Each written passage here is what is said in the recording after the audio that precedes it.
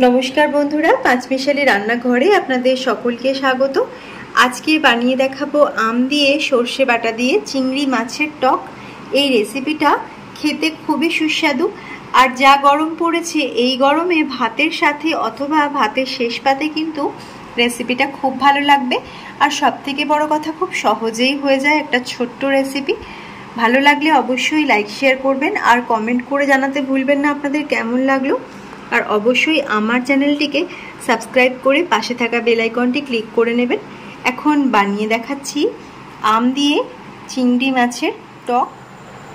আম আর সর্ষে বাটা দিয়ে চিংড়ি মাছের টক বানাবো, তার জন্য এখানে নিয়ে নিয়েছি চিংড়ি মাছ 100 গ্রাম। মাছগুলো মাথা আর লেজ বাদ দিয়ে ভালো করে পরিষ্কার করে ধুয়ে রেখেছি। নিয়েছি একটা আম, এভাবে টুকরো করে নিয়েছি লম্বা লম্বা করে। এখানে নিয়ে নিয়েছি সর্ষে বাটা, সামান্য নুন দিয়ে বেটে রেখেছি 1 টেবিল চামচ, হলুদ গুঁড়ো 1 টিস্পুন, ফোড়নের জন্য সামান্য 5 ফোড়ন নিয়েছি, একটা শুকনো লঙ্কা নিয়েছি, আর নিয়েছি সর্ষের তেল 1 টেবিল চামচ, চিনি নিয়েছি, আর নিয়েছি নুন স্বাদ মতো ব্যবহার করব। প্রথমেই মাছের মধ্যে নুন আর হলুদ মাখিয়ে রাখবো মাছ ভেজে নেওয়ার আগে।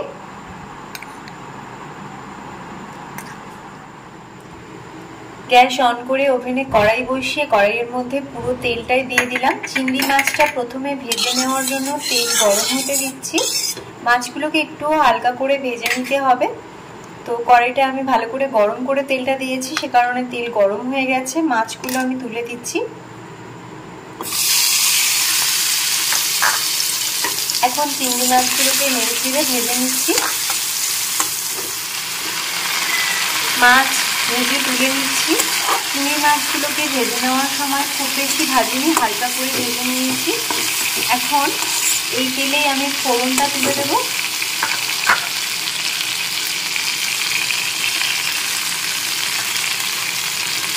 ফোড়নটাকে একটু নেড়ে চেড়ে ভেজে নিচ্ছি। এর সাথে আমি তুলে দেবো আমের টুকরো। একটু নেড়ে চেড়ে নিয়ে ভেজে নিতে হবে। আমটা ভাজার জন্য এর সাথে মিশিয়ে দিচ্ছি হলুদ গুঁড়ো।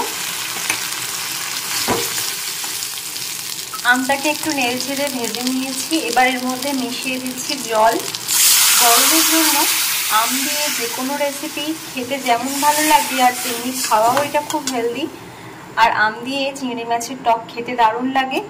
এখন এর মধ্যে মিশিয়ে দিলাম নুন। মাছগুলো দিয়ে দিচ্ছি। এবার একটু ফুটিয়ে নেব। 2 মিনিট ফুটিয়ে নিচ্ছি একটা ঢাকনা দিয়ে ঢেকে। 2 মিনিট ফুটিয়ে নিয়েছি। এখন ঢাকনাটা খুলে দেখে নিচ্ছি। গরম গরম ভাতের সাথে বা ভাতের শেষ পাতে গরমের দুপুরে এই টকটা হালকা পাতলা ঝোলের মতো এই টকের রেসিপিটা কিন্তু খেতে খুব ভালো লাগবে। 2 মিনিট ফুটিয়ে নেওয়ার পরে আমি সর্ষে বাটাটা মিশিয়ে দিচ্ছি। সর্ষে বাটাটা মিশিয়ে বেশিক্ষণ ফোটালে হবে না, তাই সব শেষেই আমি সর্ষে বাটাটা মেশালাম। আর আমি টকে একটু চিনি খাই, মিষ্টি খাই, তো এটা অবশ্যই আপনারা চাইলে নাও নিতে পারেন। চিনি না মেশালেও খেতে ভালো লাগবে। তো আমি এখানে অল্প করে চিনি মিশিয়ে নিলাম। এখন 1 মিনিট ফুটিয়ে নেব। এখন 1 মিনিট হয়ে গেছে, অফ করে দিলাম। এখন রেডি হয়ে গেছে আম দিয়ে সর্ষে বাটা দিয়ে চিংড়ি মাছের টক।